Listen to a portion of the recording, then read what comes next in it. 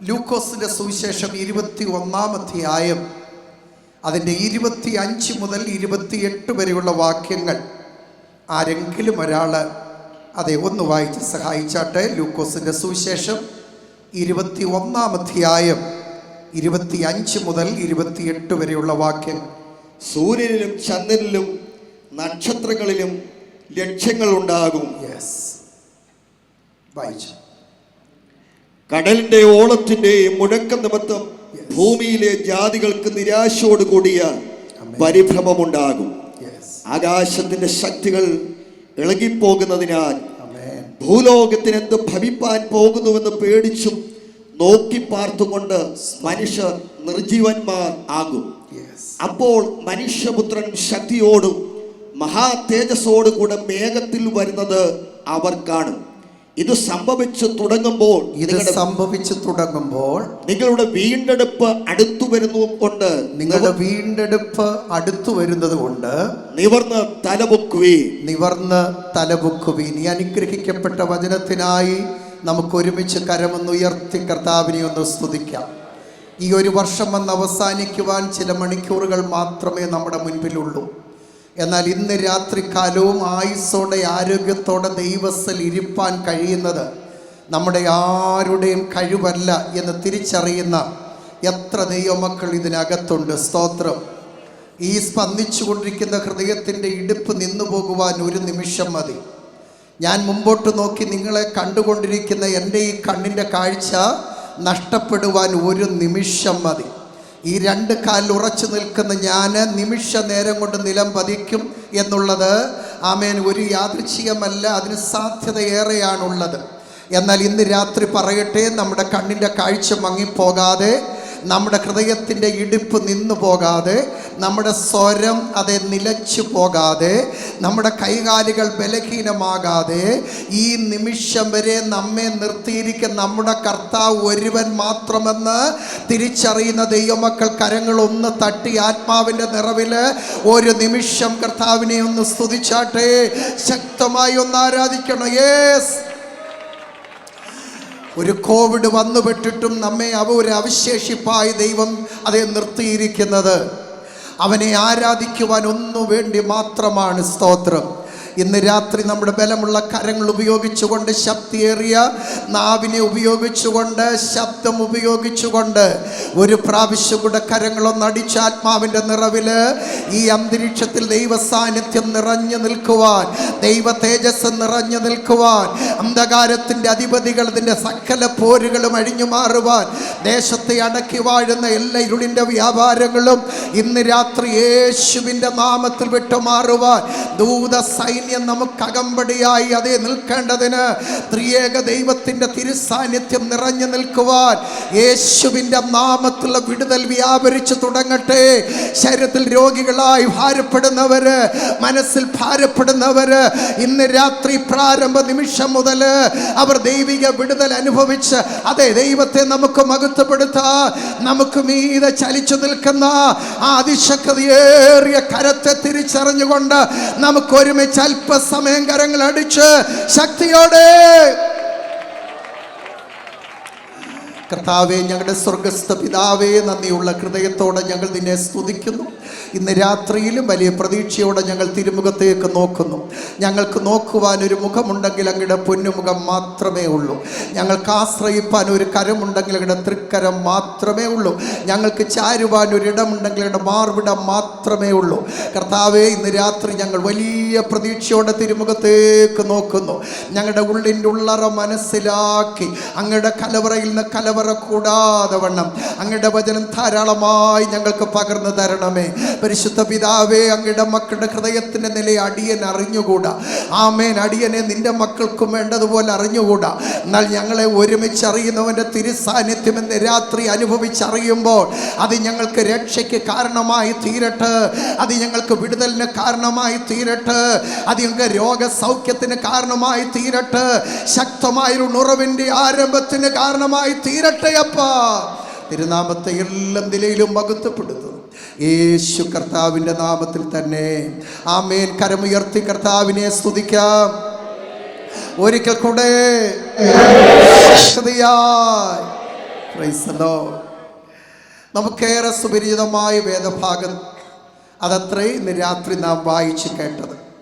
നമ്മുടെ വാഴ്ത്തപ്പെട്ട കർത്താവ് താൻ ഒലിവുമലയിലായിരിക്കുമ്പോൾ തൻ്റെ വരവിനെ സംബന്ധിച്ചുള്ളതായ സൂചനകൾ നൽകുന്ന ഭാഗമാണ് ലൂക്കോസ് സുവിശേഷം 21-ാം അധ്യായം. സുവിശേഷങ്ങളിൽ ആദ്യത്തെ 3 സുവിശേഷങ്ങൾ നമ്മൾ പരിശോധിച്ചാൽ അതിന് അപ്പോക്കാലിപ്റ്റിക് പാസേജസ് എന്നാണ് പറയുന്നത്. കർത്താവിൻ്റെ മടങ്ങിവരവും അതുമായി ബന്ധപ്പെട്ട സംഭവങ്ങളെ വളരെ മനോഹരമായി കോർത്തിണക്കി പ്രസ്താവിച്ചുള്ള ഭാഗമാണ്. മത്തായി സുവിശേഷം 24-25 അധ്യായങ്ങളും, മർക്കോസ് സുവിശേഷം 13-ാം അധ്യായവും, ലൂക്കോസ് സുവിശേഷം 21-ാം അധ്യായവും അങ്ങനെയുള്ള ഒന്നാണ്. കർത്താവിൻ്റെ മടങ്ങിവരവ് എപ്പോൾ സംഭവിക്കും, എന്ന് സംഭവിക്കും എന്നുള്ളത് വ്യക്തമായ ഒരു സമയം കർത്താവ് നമുക്ക് നൽകിയിട്ടില്ല. അങ്ങനെ ഒരു സമയം കർത്താവ് നൽകിയിരുന്നെങ്കിൽ നമ്മെപ്പോലെ മിടുക്കന്മാരായ ആളുകൾ അവർ രക്ഷിക്കപ്പെടുന്നത് മിക്കവാറും ആ മടങ്ങിവരവിൻ്റെ സമയം നോക്കി വേണമെങ്കിൽ 1 മണിക്കൂറിന് മുമ്പ് വേണേ രക്ഷിക്കപ്പെടാം, അരമണിക്കൂറിന് മുമ്പ് വേണേ സ്നാനപ്പെടാം. അങ്ങനെയൊക്കെ വരുമ്പോൾ ദൈവിക പരിപാടികളെല്ലാം തന്നെ അവതാളത്തിലാവും. എൻ്റെ ദൈവം എത്ര ആയിരിക്കുന്നറിയാമോ?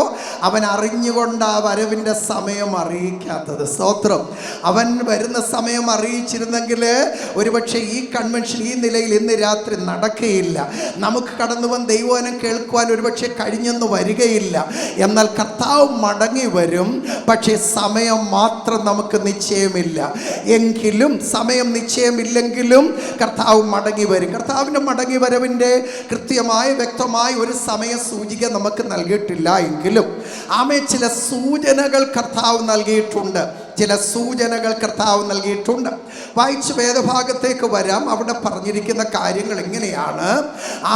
സൂര്യനിലും ചന്ദ്രനിലും നക്ഷത്രങ്ങളിലും, മലയാള ഭാഷാന്തരത്തിൽ ലക്ഷ്യങ്ങൾ എന്നാണ് കൊടുത്തിരിക്കുന്നത്. എന്നാൽ ശരിയായ ട്രാൻസ്ലേഷന് ലക്ഷണങ്ങൾ എന്നുള്ളതാണ്. സ്തോത്രം. സൂര്യനിലും ചന്ദ്രനിലും നക്ഷത്രങ്ങളിലും ലക്ഷണങ്ങൾ ഉണ്ടാകും.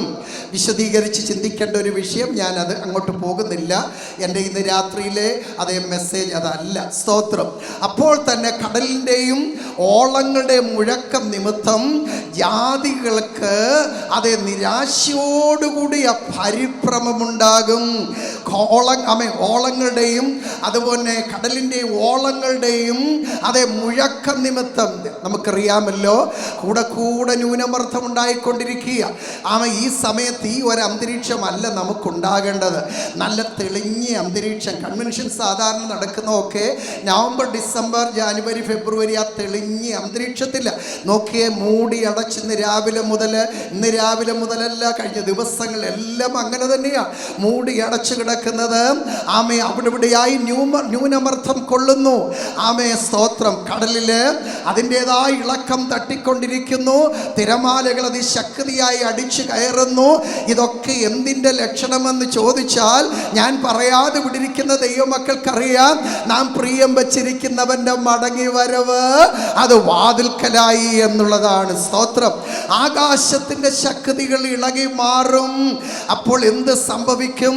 ഭൂമിയിലുള്ള സകല മനുഷ്യരും അവർ നിർജീവന്മാരാകുമെന്നാണ് കൊടുത്തിരിക്കുന്നത്.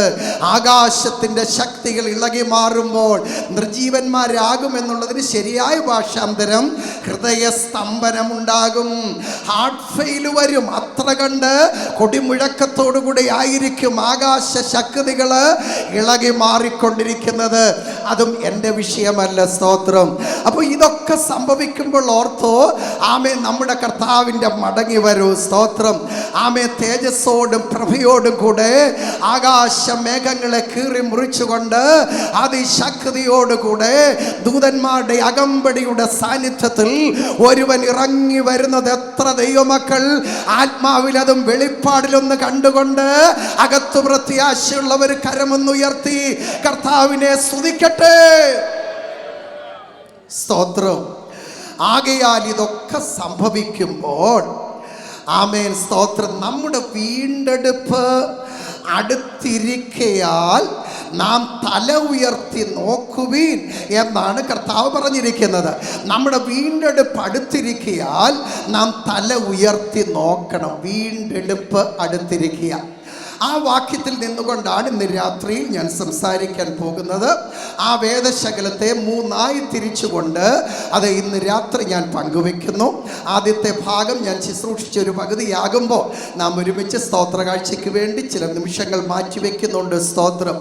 ഒന്നാമത്തെ വിഷയം ഈ വാക്യത്തിൽ നിന്നുകൊണ്ട് നമുക്ക് മനസ്സിലാക്കാവുന്ന ഒന്നാമത്തെ വിഷയം അതെ അടുത്തു വന്ന വീണ്ടെടുപ്പ് എന്നുള്ളതാണ്. അടുത്തു വന്ന വീണ്ടെടുപ്പ് എന്നുള്ളതാണ്. 2 അടുത്തുള്ള വീണ്ടെടുപ്പ് എന്നുള്ളതാണ്. 3 അടുത്തു വരുന്ന വീണ്ടെടുപ്പ്. 3 കാലഘട്ടങ്ങളെ കോർത്തിണക്കിക്കൊണ്ട് ഇന്ന് രാത്രി ദൂത് ഞാൻ പങ്കുവെക്കുമ്പോൾ ദൈവമക്കളെ, എൻ്റെ ഉള്ളിലുള്ള ആഗ്രഹവും പ്രാർത്ഥനയും ഒന്ന് മാത്രമേ ഉള്ളൂ. ഇതുവരെയും യേശുക്രിസ്തുവിൻ്റെ തങ്കച്ചോരയാൽ വീണ്ടെടുപ്പ് പ്രാപിപ്പാൻ ആരെങ്കിലും അവശേഷിക്കുന്നുണ്ടെങ്കിൽ ഇന്ന് രാത്രി അവരും വീണ്ടെടുപ്പ് പ്രാപിപ്പാൻ ഇടയാകണം എന്നുള്ള ആത്മാർത്ഥ പ്രാർത്ഥനയോടുകൂടിയാണ് ഈ ദൂത് ഞാൻ പങ്കുവെക്കുന്നത്. ദൈവത്തിന് സ്തോത്രം. 1 അടുത്തു വന്ന വീണ്ടെടുപ്പ്. നാം പുറകോട്ട് തിരിഞ്ഞു നോക്കിയാൽ വീണ്ടെടുപ്പ് എന്ന് പറയുന്നത് പഴയ നിയമ തിരുവെഴുത്തുകളിലും അതുപോലെ പുതിയ നിയമ തിരുവെഴുത്തുകളിലും ആവർത്തിച്ച് പ്രസ്താവിച്ചിരിക്കുന്ന ഒരു കാര്യമാണ്. ലൂക്കോസ് സുവിശേഷം എഴുതപ്പെട്ടത് ഏതാണ്ട് AD 70 ശേഷം എന്നാണ് അധികം ചിന്തകന്മാരും അവർ സമ്മതിക്കുന്നത്. AD 70 ശേഷം എന്ന് പറഞ്ഞാൽ യെരുശലേം ദേവാലയത്തിൻ്റെ നാശം കഴിഞ്ഞു. അതേ, ജൂയിഷ് വാർ, യഹൂദന്മാരുടെ ഇടയിലെ വലിയ യുദ്ധം അതുവരെ അവസാനിച്ചു. അതോടുകൂടി അവർക്കുണ്ടായിരുന്ന യെരുശലേം ദേവാലയം നഷ്ടമാകുന്നു. അത് തീ വെന്ത് നശിച്ചു മാറുന്നു. അപ്പോൾ തന്നെ അവർക്ക് ആരാധന നഷ്ടമാകുന്നു. അവിടെ സ്വന്തം ദേശമായിരുന്ന യെരുശലേം അവർക്ക് നഷ്ടമാകുന്നു. അവർക്ക് ആരാധന നടത്തിക്കൊണ്ടിരുന്ന പുരോഹിതന്മാർ നഷ്ടമാകുന്നു. യഹൂദജനം വിവിധ ഇടങ്ങളിലേക്ക് ചിന്നിച്ചിതറിപ്പോയ ഒരു കാലഘട്ടത്തിലാണ് നമ്മുടെ വാഴ്ത്തപ്പെട്ട കർത്താവ് പറയുന്നത്, ഇതാ അവർക്കും ഒരു വീണ്ടെടുപ്പുണ്ട് എന്ന്. വീണ്ടെടുപ്പ് എന്ന വാക്കിൻ്റെ അർത്ഥം എന്താ ദൈവമക്കളെ? അന്യപ്പെട്ടു പോയ ഒന്ന്, നഷ്ടമായി പോയ ഒന്ന്, തിരികെ ലഭിക്കാൻ സാധ്യതയില്ലാത്ത ഒന്ന്, അത് തിരികെ ലഭിക്കുമ്പോൾ, അല്ലെ നഷ്ടമായ ഒന്ന് തിരികെ ലഭിക്കുമ്പോൾ അന്നേരം ഉണ്ടാകുന്ന ചേതോ വികാരമാണ് എന്ത്? വീണ്ടെടുപ്പ് എന്ന് പറയുന്നത്. ദൈവത്തിന് സ്തോത്രം.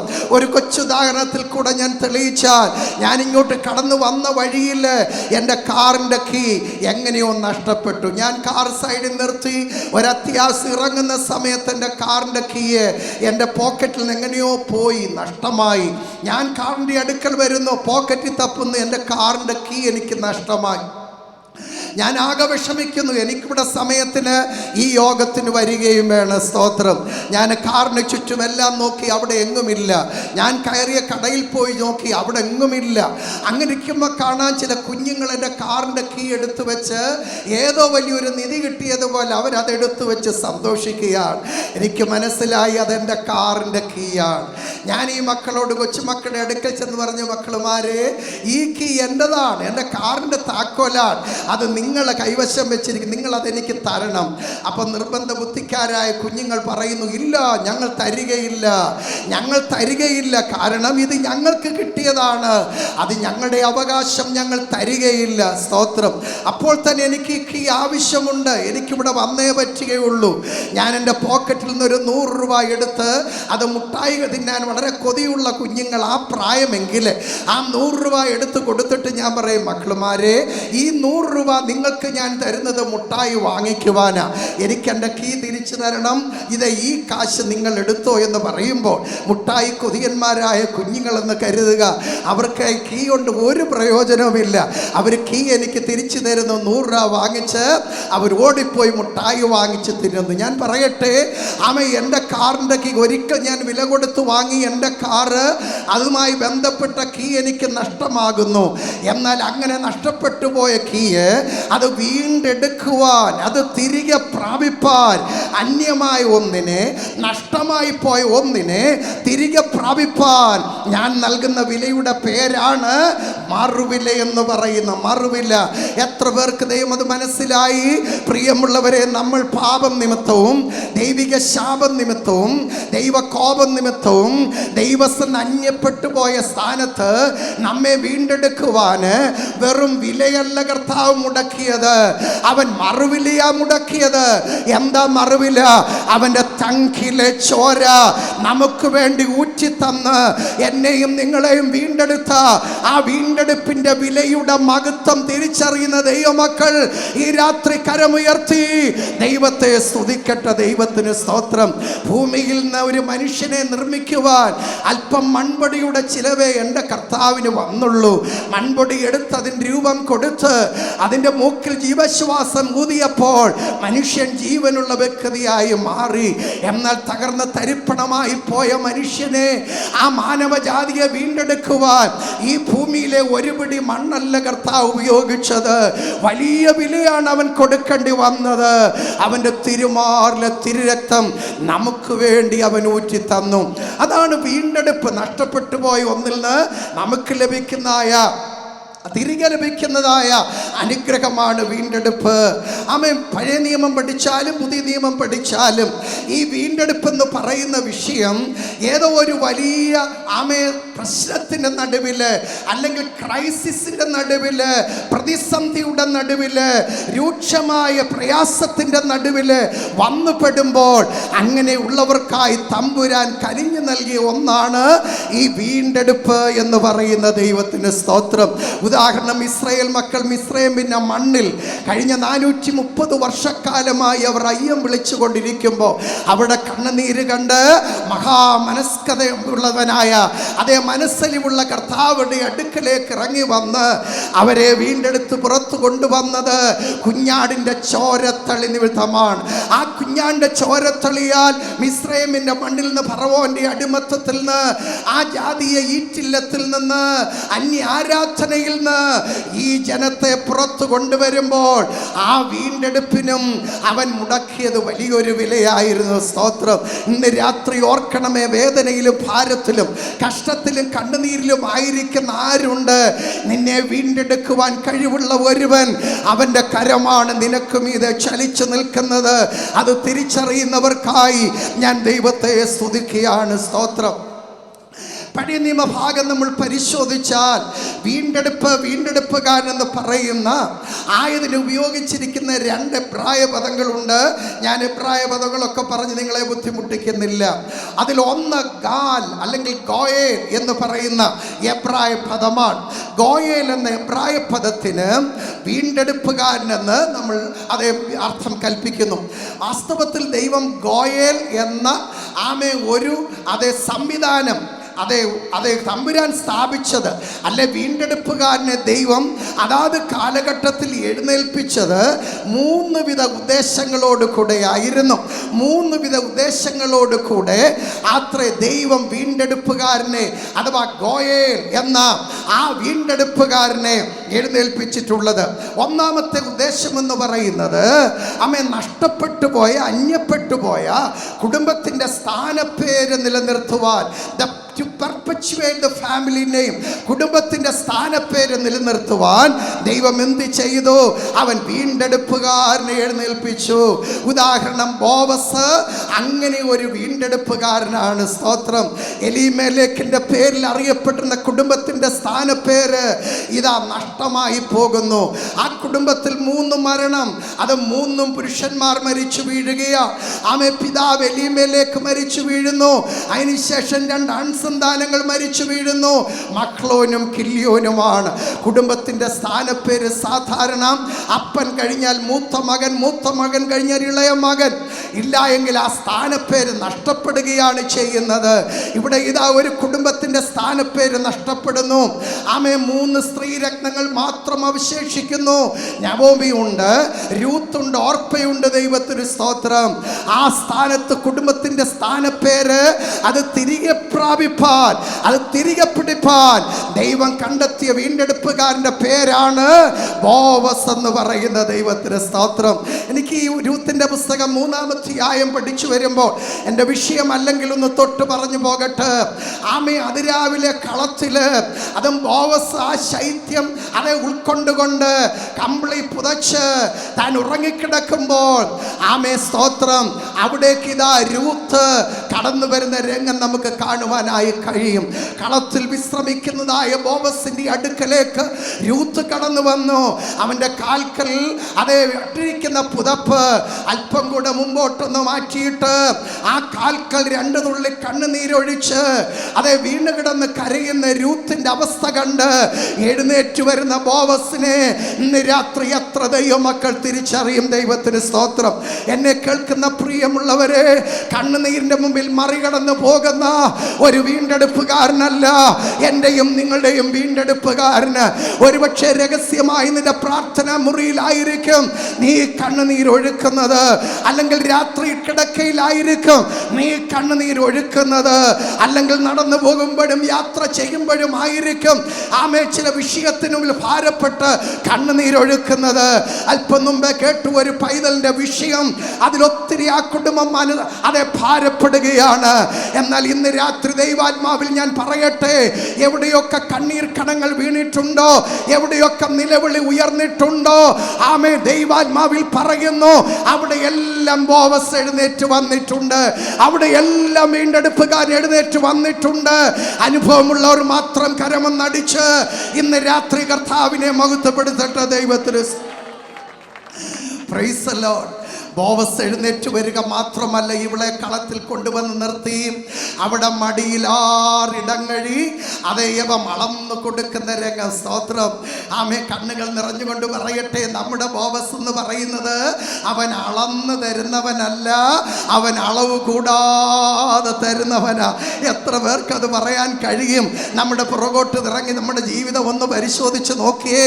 നമ്മിൽ പലരും 0-യിലല്ലേ നമ്മുടെ ജീവിതം ആരംഭിച്ചത്. ഞാൻ നെഞ്ചത്ത് കൈവച്ച് പറയും, എൻ്റെ അനുഭവം അത് തന്നെയായിരുന്നു. വെറും 0-യിൽ ആരംഭിച്ച ജീവിതം ഈ നിലവരെ വന്നുപെടുവാൻ ഇടയായത് നമ്മുടെ ബോവസ് അളന്നു തരുന്നവനല്ല ദൈവമായതല്ലേ.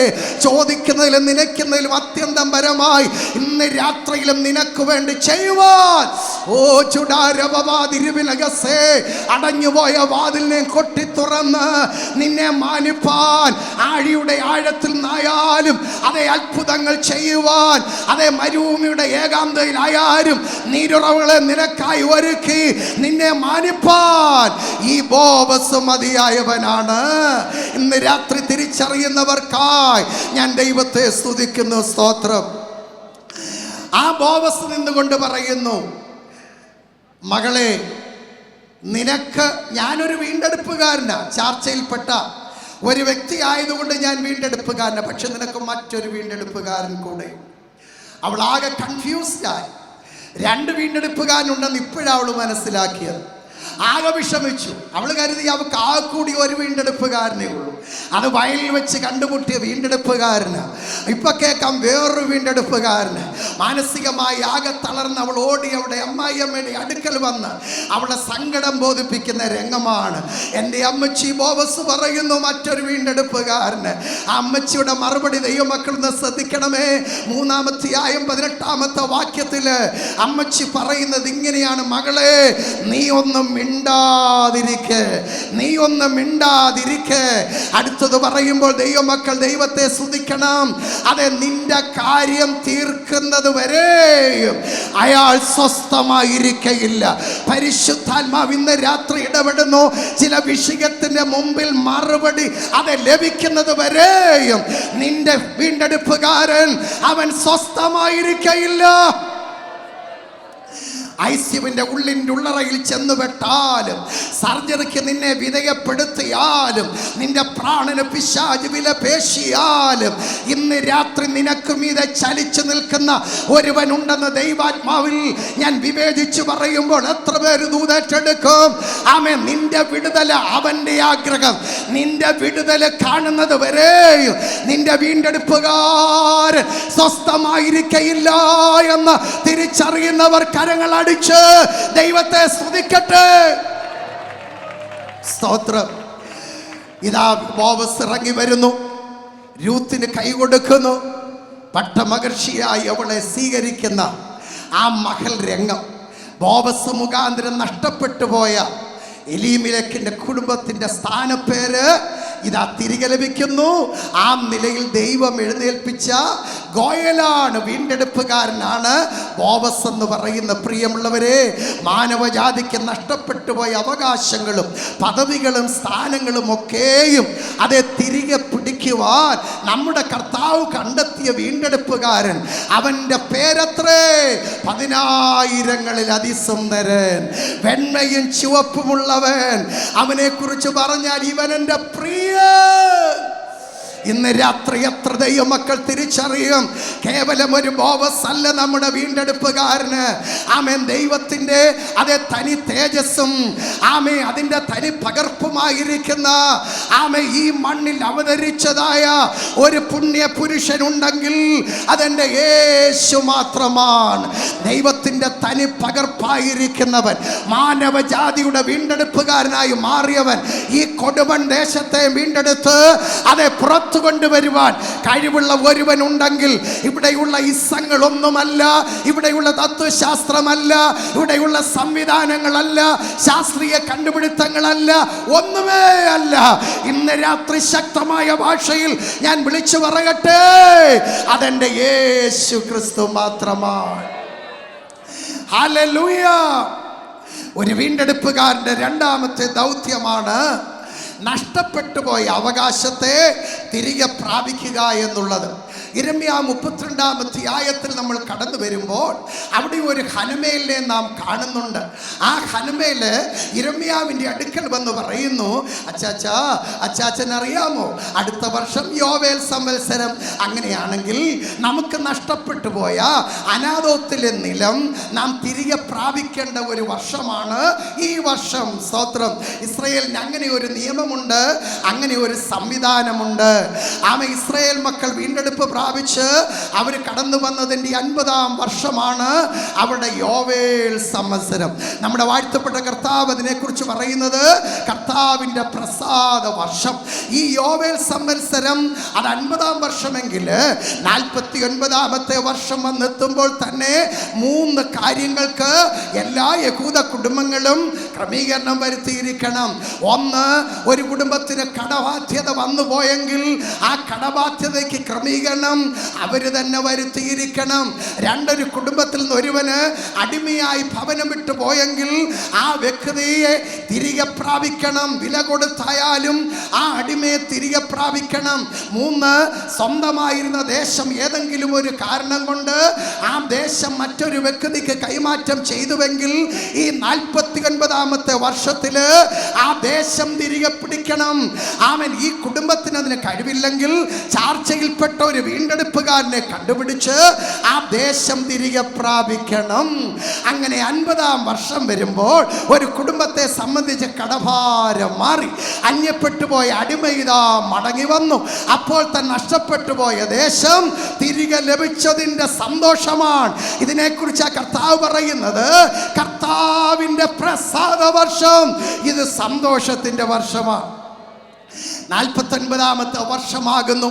അനാഥോത്തിലെ നിലം അന്യമായിട്ട് ഹനമേൽ, ഇളയപ്പൻ്റെ മകൻ ഹനമേല് യിരെമ്യാവിൻ്റെ അടുക്കൽ വന്ന് പറയുന്നു, അച്ചാച്ചാ, ഞാൻ നോക്കിയപ്പോൾ ഞങ്ങൾക്ക് വീണ്ടെടുപ്പുകാരനായി അങ്ങ് ഒരുവൻ മാത്രമേ ഉള്ളൂ, യിരെമ്യാവ് മാത്രമേ ഉള്ളൂ. യിരെമ്യാവിൻ്റെ ഇപ്പോഴത്തെ സ്ഥിതി എന്താ പ്രിയമുള്ളവരെ?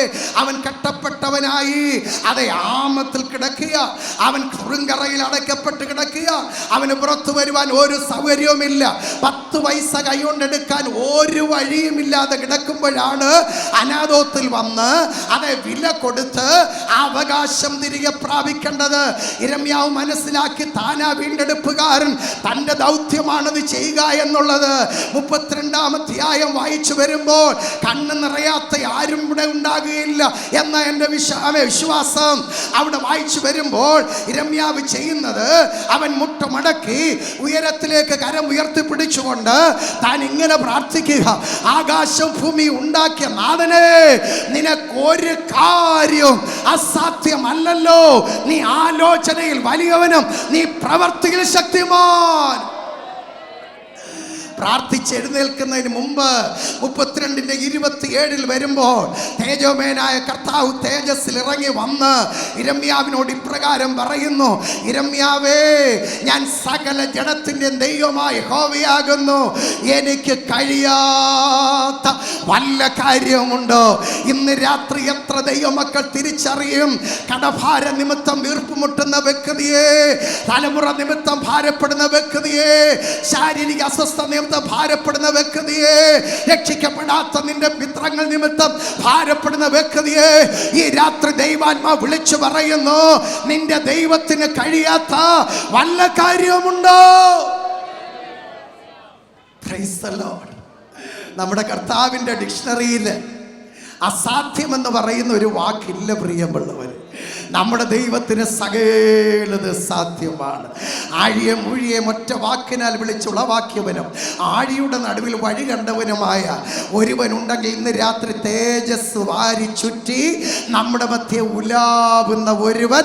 എത്ര ദൈവമക്കൾ അവൻ്റെ സാന്നിധ്യം ഈ രാത്രി തിരിച്ചറിയുന്നു?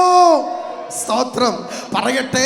32:15 നമ്മൾ വരുമ്പോൾ 10 പൈസ കൈകൊണ്ടെടുക്കാൻ നിർവാഹമില്ലാതെ പോയി ഇരമ്യാവിനെ തമ്പുരാൻ ആമത്തിൽ നിന്ന് പുറത്തു കൊണ്ടുവരുന്നു, തുറുങ്കറയിൽ നിന്ന് പുറത്തു കൊണ്ടുവരുന്നു. ഇരമ്യാവ് ആമെ അനാഥോത്തിൽ വരുന്നു. അനാഥോത്തിൽ വന്ന് 17 ശെക്കെൽ വെള്ളി അവൻ തൂക്കിക്കൊടുത്ത് ആ അവകാശം തിരികെ പ്രാപിച്ച് അതിൻ്റെ ആധാരം എഴുതി തുറന്നൊരു മൺപാത്രത്തിൽ വയ്ക്കുമ്പോൾ അതിന് ഒപ്പിടാൻ തുടങ്ങുന്ന ഇരമ്യാവിനോട് കർത്താവ് പറഞ്ഞു: നീ ഒപ്പുവെക്കാൻ വരട്ടെ.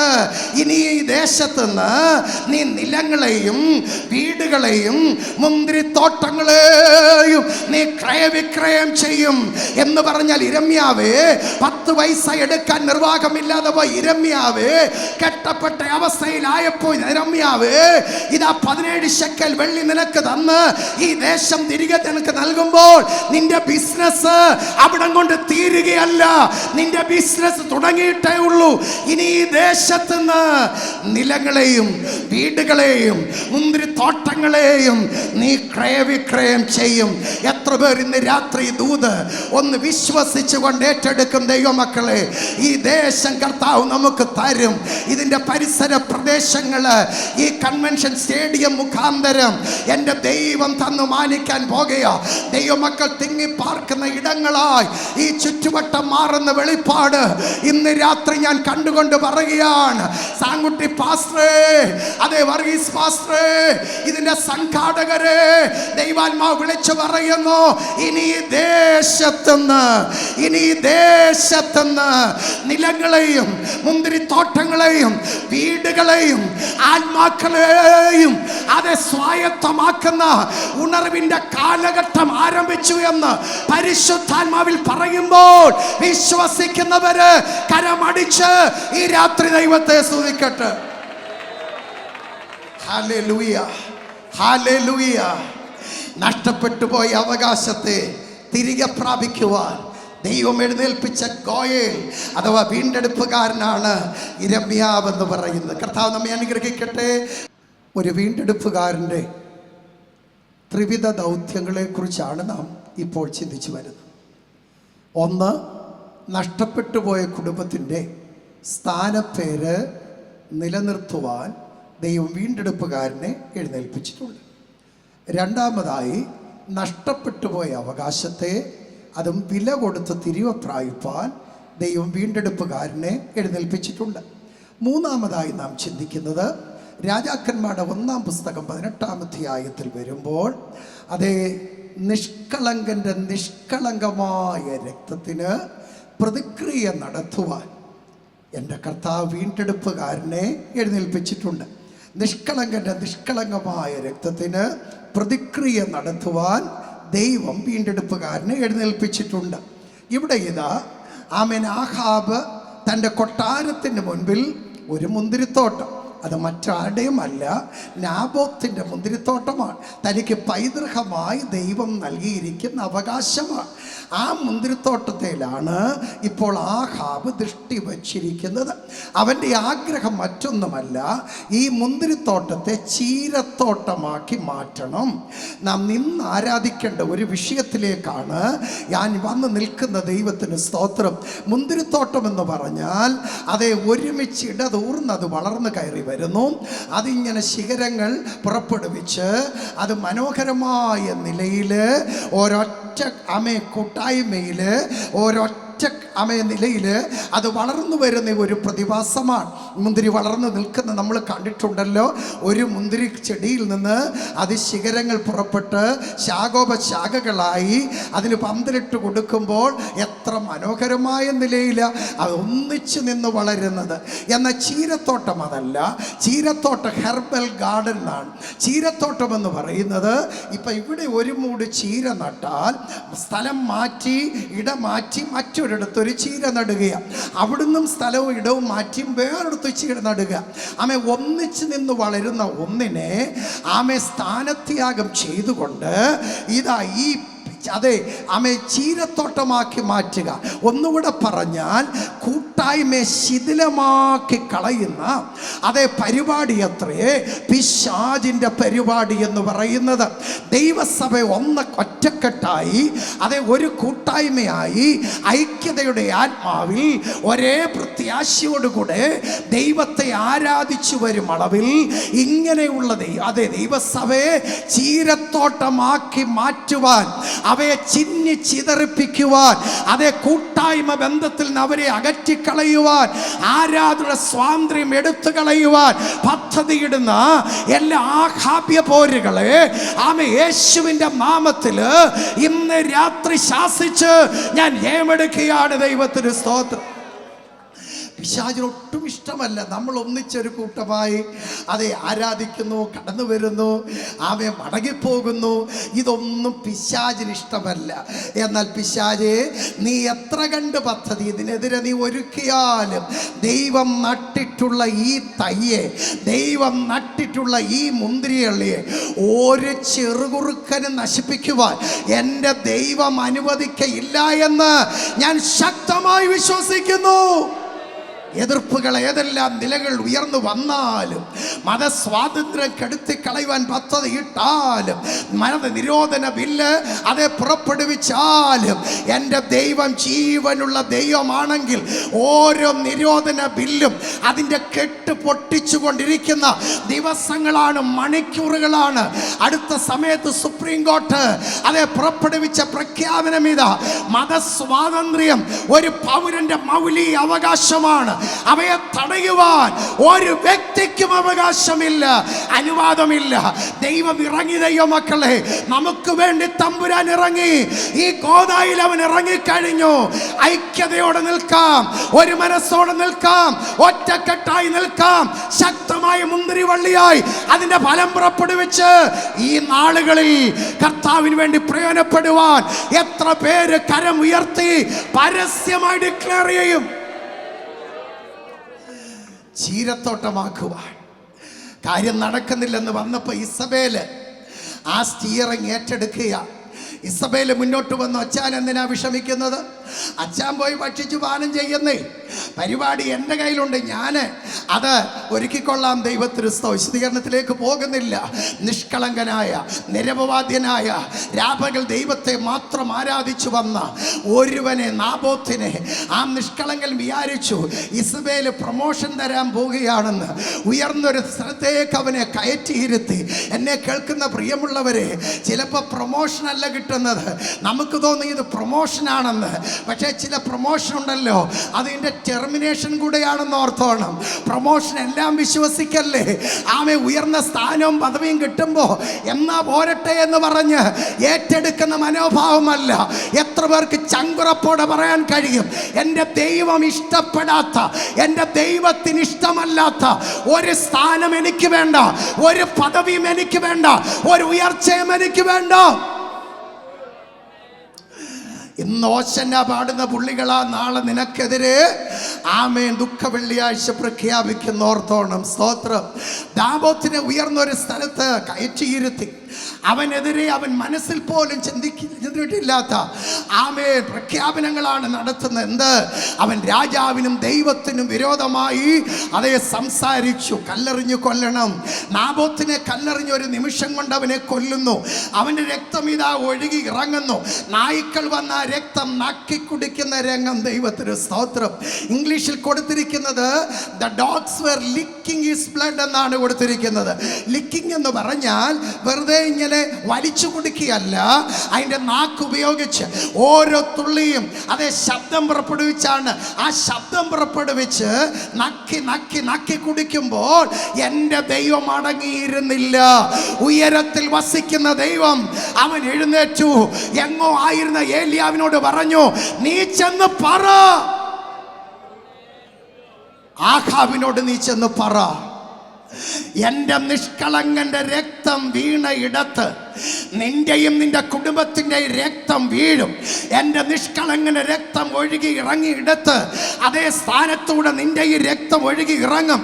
എൻ്റെ നിഷ്കളങ്കന്റെ രക്തം നായ്ക്കൾ നക്കി കുടിച്ചതുപോലെ നിന്റെ കുടുംബത്തിൻ്റെയും രക്തം നായ്ക്കൾ നക്കി കുടിക്കും. ഞാൻ ആരെന്നറിയാമോ? ഞാൻ ന്യായവിധിയുടെ ദൈവമാണ്, പ്രതിക്രിയ നടത്തുന്ന ദൈവമാണ്. സ്നേഹിത, നീ കോർട്ട് കേസിന് പോകേണ്ട കാര്യമില്ല. നീ പോയി കേസ് കൊടുക്കേണ്ട കാര്യമില്ല. നീ ഒരു വക്കീലിൻ്റെയും കാല് പിടിക്കേണ്ട കാര്യമില്ല. എൻ്റെ വിശ്വാസം പറയട്ടെ, നിന്റെ കണ്ണുനീരിൻ്റെ മുമ്പിൽ പ്രതിക്രിയ നടത്തുന്ന ഒരുവനാ എൻ്റെ ദൈവം. എൻ്റെ ദൈവം വിശ്വസിക്കാൻ എത്ര പേരുണ്ട്? ദൈവത്തിന് സ്തോത്രം. Price the Lord. കർത്താവിൽ അനുഗ്രഹീതനും അനേക ഗാനങ്ങളുടെ രചയിതാവുമായിരുന്ന ഇന്ന് നിത്യതയിൽ വിശ്രമിക്കുന്ന കർത്തൃദാസൻ എം.ഇ. ചെറിയാൻ സാർ, തനിക്കെതിരെ ആരോ ഒരു കള്ളക്കേസ് കൊടുത്തു. തനിക്കൊന്നുമേ അറിയില്ല, താൻ അങ്ങനെ കാര്യം ചെയ്തിട്ടുമില്ല. കള്ളക്കേസ് കൊടുത്തു. ചുരുക്കി പറഞ്ഞാൽ കോടതിയിൽ നിന്ന് സമൻസ് വന്നു. താൻ ഒരു കറുത്ത ബൈബിളും കയ്യിൽ പിടിച്ചുകൊണ്ടാണ് കോടതിയിൽ പോയത്. ആ പ്രതികളെ കയറ്റി നിർത്തുന്നതായ ആ വിക്ടിം കോർട്ടിൽ ഇദ്ദേഹത്തെ അവിടെ കയറ്റി നിർത്തി. തനിക്കെതിരെയുള്ള മൊഴി പരസ്യമായി വായിച്ചു കേൾപ്പിച്ചു.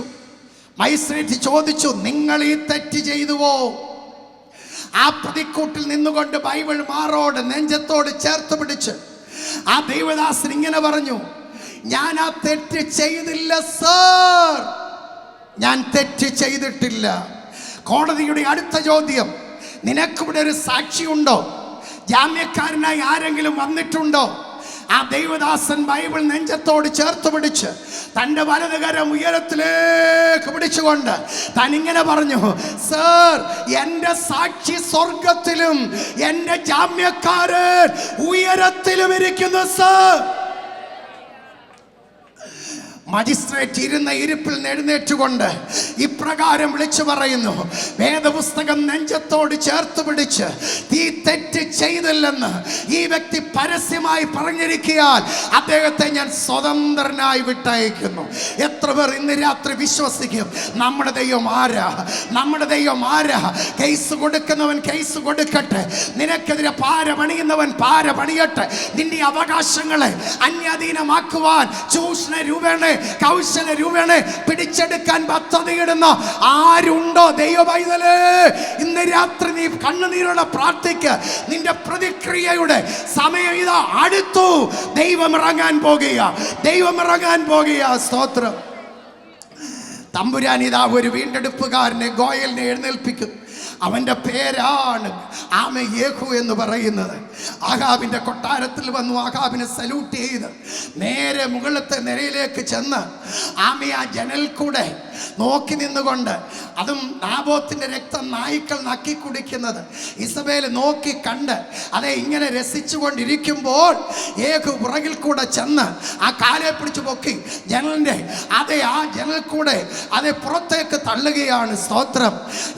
നാബോത്തിന്റെ രക്തം എവിടെ ഒഴുകി ഇറങ്ങിയോ, നാബോത്തിനെ ഏത് സ്പോട്ടില് ഇവര് കൊന്നോ അതേ സ്പോട്ടില് ഇവളെ ഇതാ വീഴുന്നു. അവിടെ രക്തം ഒഴുകി ഇറങ്ങുന്നു. ഇന്ന് രാത്രി ഓർക്കണമേ, നിഷ്കളങ്കമായ രക്തത്തിന് പ്രതിക്രിയ നടത്തുവാൻ, ന്യായവിധി നടത്തുവാൻ ഒരു ദൈവമുണ്ട്, ഒരു വീണ്ടെടുപ്പുകാരനുണ്ട്. എത്ര പേർക്ക് വിശ്വാസമുണ്ട്?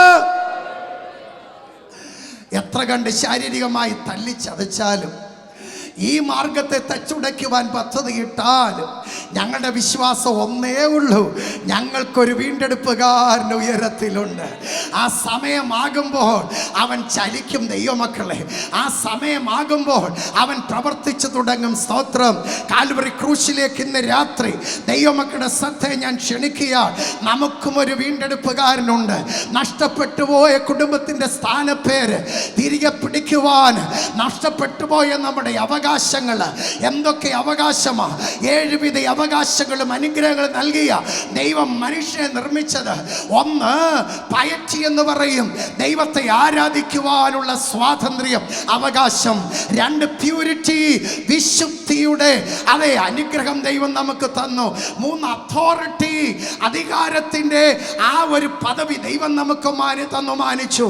4 ഇമ്മോർട്ടാലിറ്റി, അമർത്യത ദൈവം തന്നു മാനിച്ചു. മരണമില്ലാത്ത ഒരനുഭവം ദൈവം തന്നു മാനിച്ചു.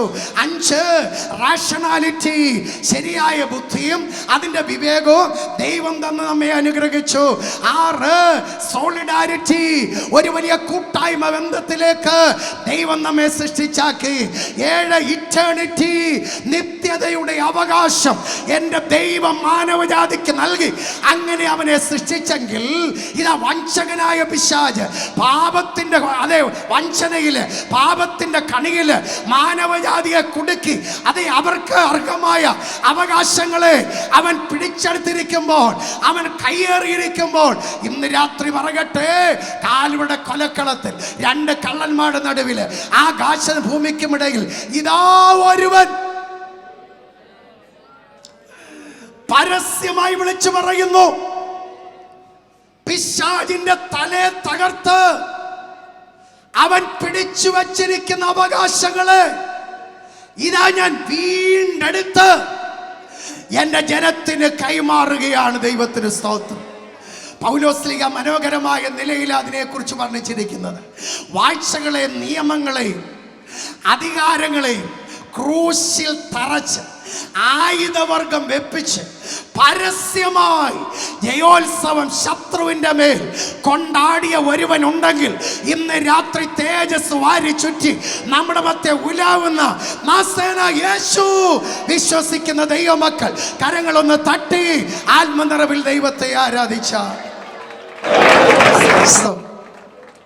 ഇസ്രായേലിന് അവിടെ വീണ്ടെടുപ്പിനായി ദൈവം വച്ച ഒന്നാണ് അറ്റോൺമെന്റ്, പാപപരിഹാരം എന്ന് പറയുന്നത്. പാപപരിഹാരത്തിൽ 3 കാര്യമാണ്. 1, ആമേൻ, ഹ്യൂമൻ സിൻ ഈസ് സീരിയസ്. മനുഷ്യന്റെ പാപം അത് അതേ വലുതാണ്. മനുഷ്യന്റെ പാപം ഗൗരവമേറിയതാണ്. 2, all human beings are sinners. സകല മാനവജാതികളും അവര് പാപികളാണ്. 3, no one can help a sinner from his sin. അതെ, തങ്ങളുടേതായ പാപത്തിൽ നിന്ന് ഒരു വ്യക്തിക്കും ഒരു പാപിയെ രക്ഷിപ്പാൻ കഴിയുകയില്ല. ആയതിനു വേണ്ടിയാണ് അതെ ഒരു കുഞ്ഞാടിനെ അറുത്ത് പാപപരിഹാര ദിവസം ഇസ്രായേൽ പ്രഖ്യാപിച്ചത്. ഇന്ന് രാത്രി ഞാൻ പറയട്ടെ, നമുക്ക് വേണ്ടി ഒരു കുഞ്ഞാട് അറുക്കപ്പെട്ടു. അത് 4 കാലുള്ളത് ഒരു വാലുള്ളതുമല്ല. അത് വലിച്ചും ഇഴച്ചും ആലയത്തിലേക്ക് കൊണ്ടുവരേണ്ടപ്പെടേണ്ട ഒരു കുഞ്ഞാടല്ല, മറിച്ച് സർവ ചരാചരങ്ങളെയും ആഴിയെ മൂഴിയെ ഒറ്റ വാക്കിനാൽ വിളിച്ചുളവാക്കിയ ആവേ സർവശക്തനായ ദൈവത്തിന്റെ ഓമന കുമാരനായിരിക്കുന്ന മാനവജാതിയുടെ വീണ്ടെടുപ്പുകാരനായി പരസ്യമായി ഇന്നും പ്രസംഗിച്ചു കൊണ്ടിരിക്കുന്ന ഒരു പുണ്യ പുരുഷൻ ഉണ്ടെങ്കിൽ അതെന്റെ യേശു മാത്രമോ. നഷ്ടപ്പെട്ടു പോയ അവകാശങ്ങളെ തിരികെ പിടിച്ച് അതിൻ്റെ ഇന്നത്തെ അധികാരിയായിരിക്കുന്ന പിശാചിന് അതേ കാൽവറി ക്രൂശില് ആയുധം വർപ്പിച്ച് അവൻ്റെ തലയെ തകർത്ത് അധികാരം പ്രാപിച്ചിരിക്കുന്ന ഒരുവൻ്റെ മക്കളും കൊച്ചുമക്കളുമാ നമ്മളെന്ന് പറയുമ്പോൾ അതിലെത്ര സന്തോഷമുണ്ട്. സ്തോത്രം. നമ്മുടെ അപ്പൻ ആരാ ദൈവമക്കളെ? നമ്മുടെ അപ്പൻ തോറ്റോടിയവനല്ല, പരാജയപ്പെട്ടോടിയവനല്ല. എത്ര പേർക്ക് വിശ്വാസമുണ്ട്? ഞാൻ സേവിക്കുന്ന എൻ്റെ അപ്പന്, ഞാൻ സേവിക്കുന്ന എൻ്റെ ദൈവം, അവൻ പരാജയപ്പെട്ടിട്ടില്ല, അവൻ ഒരിക്കലും പരാജയപ്പെടുകയില്ല. ഇന്ന് രാത്രിയിലും ശത്രുവിന്മേൽ ജയമെടുത്ത് അവൻ പിടിച്ചു വച്ചിരിക്കുന്ന അവകാശങ്ങളെ തൻ്റെ ജനത്തിനായി വിട്ടുതരുവാൻ കഴിവുള്ള ഒരുവനാണ് എൻ്റെ യേശു. സർവമതങ്ങളും പരിശോധിച്ചാൽ ഒരു വീണ്ടെടുപ്പുകാരനെങ്കിൽ ആ വീണ്ടെടുപ്പുകാരന് കുറഞ്ഞ 5 യോഗ്യതകൾ ഉണ്ടാകണം. മിക്ക മതങ്ങളും അത് തന്നെയാ പഠിപ്പിക്കുന്നത്, ഒരേ സ്വരത്തിലാ പഠിപ്പിക്കുന്നത്. സ്തോത്രം. 5 അതേ സവിശേഷതകൾ ഉണ്ടായിരിക്കണം. ഒന്നാമത്തെ പ്രത്യേകത, സവിശേഷത, പുരുഷ സമ്പർക്കം കൂടാതെ അതും കന്യകയിൽ പിറന്ന ഒരുവനായിരിക്കണം. അവന് മാത്രമേ വീണ്ടെടുപ്പുകാരനായി തീരുവാൻ അവകാശമുള്ളൂ.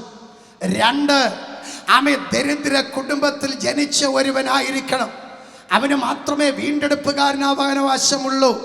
3, ആമേ ക്രൂശിങ്കൽ അതേ 3 ആണികളിൽ മേൽ അതേ തൂങ്ങപ്പെട്ട ഒരുവൻ അവനായിരിക്കണം. ആമേൻ, വീണ്ടെടുപ്പുകാരൻ. 4, മരിച്ചു മൺമറഞ്ഞാലും കല്ലറയിൽ നിന്ന് ഉയർത്തെഴുന്നേറ്റ് വരുവാൻ കഴിവുള്ള ഒരുവനായിരിക്കണം വീണ്ടെടുപ്പുകാരൻ. 5, ആമേ ഉയർത്തെഴുന്നേറ്റ് പോകുമ്പോൾ മടങ്ങി വരുമെന്ന് ഉച്ചൈസ്തര ഉദ്ഘോഷിപ്പാൻ കഴിവുള്ള ഒരുവനായിരിക്കണം വീണ്ടെടുപ്പുകാരൻ.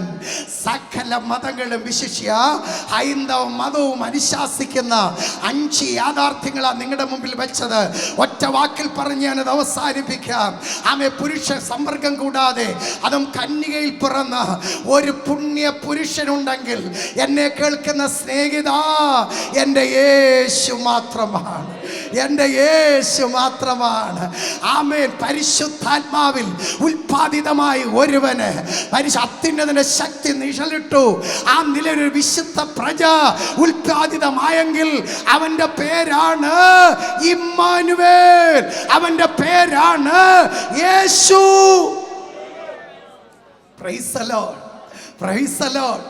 നമ്മൾ മത്തായി സുവിശേഷം ആദ്യത്തെ അധ്യായം പഠിച്ചു വരുമ്പോൾ നമുക്കൊരളവിൽ ബോറിങ് തോന്നും. എന്താ ബോറിങ്? ജനിപ്പിച്ചു സന്ധ്യാപ്രാർത്ഥന ഇരിക്കുമ്പോൾ നമ്മുടെ കുഞ്ഞുങ്ങളിൽ ഒരാൾ ആ 1-ാം അധ്യായം എടുത്തു വെച്ച് വായിച്ചപ്പോൾ നിർത്ത്, നിനക്ക് വേറെ ഒന്നും കിട്ടിയില്ല, നീ ഇപ്പം രാത്രി ജനിപ്പിക്കാൻ പോവാ ഇല്ലയോ? ജനിപ്പിച്ചു എന്ന് പറയുമ്പോഴും വായിക്കുമ്പോഴും നമുക്ക് ഭയങ്കര ഒരു ബുദ്ധിമുട്ടാണ്. എന്നാൽ ദൈവമക്കളെ, ദൈവവചനമല്ലേ അങ്ങനെ ഒരു വംശാവലി അവിടെ കൊണ്ടുവരുന്നത്? ഒരു സത്യം പുറത്തു കൊണ്ടുവരുവനാ. എന്താ സത്യം? എലിയാസർ മത്താനെ ജനിപ്പിച്ചു, മത്താൻ യാക്കോബിനെ ജനിപ്പിച്ചു, യാക്കോബോ യോസഫിന്റെ അതേ മറിയയുടെ ഭർത്താവായ യോസഫിനെ ജനിപ്പിച്ചു. അടുത്തത് ആ ഒഴുക്കിൽ പറഞ്ഞു വന്നാൽ ഇങ്ങനെ പറയണം, യോസഫോ ക്രിസ്തുവിനെ ജനിപ്പിച്ചു. അങ്ങനെ അല്ല അവിടെ കൊടുത്തിരിക്കുന്നത്. മത്തായി 1:16-17 നിങ്ങൾ ശ്രദ്ധിച്ചാൽ അവിടെ കൊടുത്തിരിക്കുന്നത് യേശുവോ അവൻ മറിയയിൽ കൂടെ ജനിച്ചു പുറത്തു വരികയാണ്. ഒരു യോസഫും ജനിപ്പിച്ചവനല്ല എൻ്റെ യേശു. ആർക്കും തെറ്റിദ്ധാരണ വരരുത്. ഒരു യോസഫും ജനിപ്പിച്ചവനല്ല എൻ്റെ യേശു. പരിശുദ്ധാത്മാവിനാൽ മറിയയിൽ കൂടെ ജനിച്ച് പുറത്തു വന്ന ഒരു പുണ്യ പുരുഷനുണ്ടെങ്കിൽ, വീണ്ടെടുപ്പുകാരനുണ്ടെങ്കിൽ, അതത്രേ എൻ്റെ യേശു. 2, ഒരു വീണ്ടെടുപ്പുകാരനെങ്കിൽ ദരിദ്ര കുടുംബത്തിൽ ജനിച്ചവനായിരിക്കണം. ദാവീദിന്റെ സന്തതിയായി എൻ്റെ യേശു കർത്താവ് പിറന്നുവെങ്കിൽ കാലപ്പഴക്കത്തെങ്കിൽ ദാവീദിന്റെ കുലം തകർന്ന് തരിപ്പണമായി ഒരു ദരിദ്ര കുടുംബമായി മാറുകയാണ്. ആ കുടുംബത്തിലാണ് യേശു പിറക്കുവാൻ ഇടയായത്. യേശുവിനെ ആലയത്തിൽ പ്രതിഷ്ഠിക്കുവാൻ കൊണ്ടുവരുമ്പോൾ പൊന്നോ വെള്ളിയോ ഒന്നും ഒന്നും അവിടെ വഴിപാടായി അർപ്പിക്കുവാനില്ലാതെ വന്നിട്ട് ചില പ്രാക്കുഞ്ഞുങ്ങളുമായിട്ടാണ്, പ്രാക്കുഞ്ഞുങ്ങൾ ദരിദ്രര് ആമേ സാധുക്കൾ അർപ്പിക്കുന്ന വഴിപാടാണ്, പ്രാക്കുഞ്ഞുങ്ങളുമായിട്ടാണ് യേശുവിന് വഴിപാടായി അർപ്പിച്ചത്. കടന്നു ശ്രദ്ധിക്കണേ ദൈവമക്കളെ, മാനവജാതിയുടെ വീണ്ടെടുപ്പുകാരനായി ദാവീദിന്റെ കുലത്തിൽ പിറന്ന രാജാതി രാജാവും കർത്താതി കർത്താവുമായ എൻ്റെ യേശു അവൻ വീണ്ടെടുപ്പുകാരനായി മാറിയത് ഒരു ദരിദ്ര കുടുംബത്തിൽ ജനിച്ചു. അങ്ങനെയാണ് മാറിയത്. മൂന്ന് വിധയാണികളാൽ തളയ്ക്കപ്പെട്ട് ആ നിലയിൽ മാനവജാതിക്ക് വേണ്ടി മരിച്ചിട്ടുള്ള ഒരുവൻ, അവന്റെ പേരാണ് വീണ്ടെടുപ്പുകാരൻ.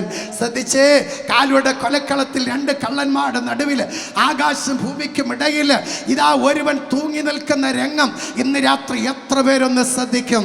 അവന്റെ രണ്ട് കൈകളും വലിച്ചു വെച്ച് 9 ഇഞ്ച് നീളമുള്ള ആണി കൊണ്ട് ആ ക്രൂശിൽ ആഞ്ഞടിച്ചിറക്കുന്നു. രണ്ട് കാലുകളും ചേർത്ത് വെച്ച് 13 ഇഞ്ച് നീളമുള്ള ആണി കൊണ്ട് ആ കാൽപാദങ്ങൾ ചേർത്ത് വെച്ച് ആണി കൊണ്ട് അടിച്ചിറക്കി എൻ്റെ യേശുവിനെ അതും ആ ക്രൂശോട് ചേർത്ത് അവനെ ഉയർത്തി പാറമേൽ വെട്ടിയിരിക്കുന്ന കുഴിയിലേക്ക് ആഴത്തിൽ വലിച്ച് ഇടുമ്പോൾ ശ്രദ്ധിക്കണേ, 3 ആണികളിന്മേൽ വലിഞ്ഞു നിൽക്കുന്ന എൻ്റെ യേശു ദൈവത്തിന് സ്തോത്രം. അവനെ കുറിച്ചാണ് പ്രവാചകൻ വിശദീകരിക്കുന്നത്. കണ്ടാൽ ആളെന്ന് പോലും തോന്നാത്ത രൂപത്തിൽ അവൻ്റെ രൂപം മാറി. അതേ സങ്കീർത്തനക്കാരൻ പറയുന്നു, അവൻ്റെ അസ്ഥികളൊക്കെയും എണ്ണിയെടുക്കാം. അതുപോലെ കാൽവരുടെ കൊലക്കളത്തിൽ 3 ആണികൾമേൽ തൂങ്ങി നിൽക്കുന്ന ഒരുവന് അവൻ വേദന കൊണ്ട് പുളയുന്നു. ആണിമേൽ തൂങ്ങി നിൽക്കുമ്പോൾ ഇതാ ദുഷ്ടനായ ഒരു പടയാളി മുന്നോട്ട് കന്ന് അവന്റെ കൂർത്തുമൂർത്ത കുന്തമെടുത്ത് അവന്റെ തിരുനെഞ്ചത്ത് നോക്കി കുത്തി ഇറക്കി ആ കുന്തം തിരികെ വലിക്കുമ്പോൾ എന്നെ കേൾക്കുന്ന സ്നേഹിത, അതേ പമ്പിൽ നിന്ന് വെള്ളം ചീറി പായുന്നത് പോലെ എൻ്റെ യേശുവിൻ്റെ മാറിൽ നിന്ന് ആ രക്തം ചീറി ഒഴുകുമ്പോൾ എന്നെ കേൾക്കുന്ന ദൈവവൈതലേ സ്നേഹിതരെ, നമ്മുടെ വീണ്ടെടുപ്പുകാരനായി അത് 3 ആണികൾ മേൽ തറയ്ക്കപ്പെട്ടവനായി ക്രൂശിങ്കൽ യാഗമായി മാറിയ ഒരുവനുണ്ടെങ്കിൽ എൻ്റെ യേശു മാത്രം. എത്ര പേര് രാത്രി കണ്ണുകളും തുറന്ന് നിനക്ക് വേണ്ടി പിടഞ്ഞു മരിക്കുന്ന യേശുവിനെ നിന്റെ അന്തർനയനങ്ങൾ കൊണ്ട് നീ ഒന്ന് കാണും. അവൻ നിനക്ക് വേണ്ടി മരിക്കും, അവൻ നിനക്ക് വേണ്ടി പിടഞ്ഞു മരിക്കുന്നു. സ്നേഹിതായി കൺവെൻഷൻ ക്രമീകരിച്ചതിൻ്റെ ഉദ്ദേശം പണമുണ്ടായിട്ടല്ല, സമയവും ഉണ്ടായിട്ടല്ല. ഇല്ലാത്ത സമയം കരുതി ഇല്ലായ്മയുടെ നടുവിൽ വളരെ പണം ചിലവാക്കി കൺവെൻഷൻ ഇവിടെ നടത്തുമ്പോൾ ഞങ്ങൾക്ക് ഒരൊറ്റ ആഗ്രഹമേ ഉള്ളൂ. ഞങ്ങൾ കണ്ടുമുട്ടിയ യേശുവിനെ ഈ കൊടുമൺ പ്രദേശത്തുനിന്ന് ചിലർ കണ്ടുമുട്ടണം. ആ കാൽവരി ക്രൂശിന്റെ ദർശനം ഏറ്റെടുക്കുവാൻ ചിലർ മുൻപോട്ട് വരണം. കാൽവറി ദർശനം കാണും എൻ മുൻപിലായി, കാൽവറി ദർശനം കാണും എൻ മുൻപിലായി, അൻപിനാലുള്ളവും കണ്ണു നിറയുന്നേ, അൻപിനാലുള്ളവും കണ്ണു നിറയുന്നേ.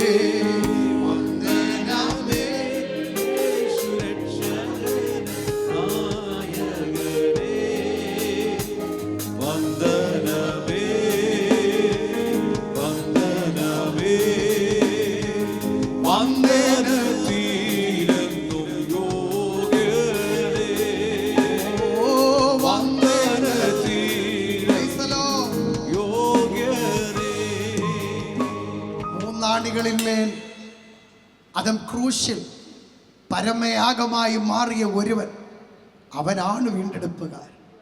അങ്ങനെ ചെയ്ത ഒരുവൻ ചരിത്രത്തിലുണ്ടെങ്കിൽ അതെൻ്റെ യേശു മാത്രമേ ഉള്ളൂ. 4, അവനെ കല്ലറയിൽ കൊണ്ടുവച്ചു. കല്ലറയ്ക്ക് അവനെ ഒതുക്കുവാൻ കഴിഞ്ഞില്ല.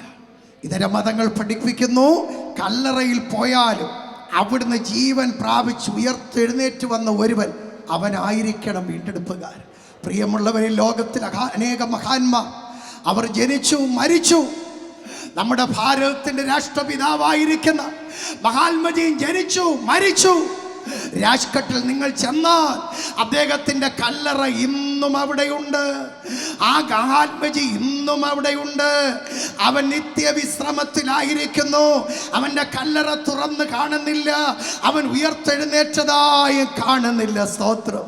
അതുകൊണ്ട് ഭാരതത്തിൻ്റെ പൂങ്കുയിൽ എന്നറിയപ്പെടുന്ന സരോജിനി നായിഡു ഈ കല്ലറ അടുക്കൽ വന്ന് ഇപ്രകാരം പറയുവാനിടയായത്, അല്ലയോ മഹാത്മജി, യേശു കർത്താവ് 3-ാം ദിവസം ഉയർത്തെഴുന്നേറ്റു, നീ ഇപ്പോഴും കല്ലറയിൽ വിശ്രമിക്കുകയോ? ആമേൻ. ഏത് മഹാന്മാരായാലും മഗതിമാരായാലും അവർ കല്ലറയിൽ വിശ്രമിക്കുമ്പോൾ ആമേൻ ആകെക്കൂടി ഒരൊറ്റ കല്ലറയെ ഇന്നും യെരുശലേമിന്റെ തെരുവീതിയിൽ തുറന്നു കിടപ്പുള്ളൂ. അവിടെ ഇപ്രകാരം അതേ എഴുതി വെച്ചിട്ടുണ്ട്, he is no more here.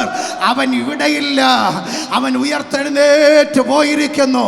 ഇന്ന് രാത്രി കല്ലറയെ ഭേദിച്ച് ഉയർത്തെഴുന്നേറ്റ് ജയശ്രീലാളിതനായി പുറത്തു വന്ന ഒരുവൻ ഉണ്ടെങ്കിൽ എൻ്റെ യേശു മാത്രം.